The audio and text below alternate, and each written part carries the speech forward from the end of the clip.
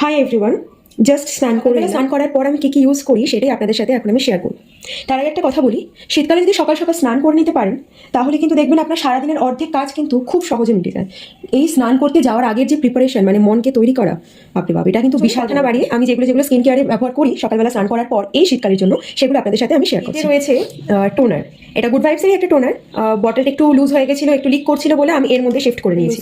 এটা হচ্ছে নিভিয়ার alloy hydration body lotion, খুব ভালো একটা বডি লোশন, আমার তো বেশ ভালো লাগে। প্রায় অনেক শীতকালে কিন্তু ক্রিমটা ইউজ করি, এটা কিন্তু বডিতে ইউজ করা যায়, ফেস, হ্যান্ড, বডি সব কিছুর জন্য কিন্তু অয়েলি স্কিন মনে রাখতে হয় সবসময়।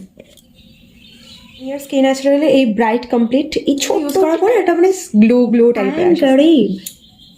আমাদের বাঙালিদের এই একটাই ভরসা, বোরোলিন। চুলটা আঁচড়ে নেবো, সিঁদুরটা পরবো আর যাবো পুজো করতে। আর এবার সিঁদুরটা পরে নেবো। ওকে।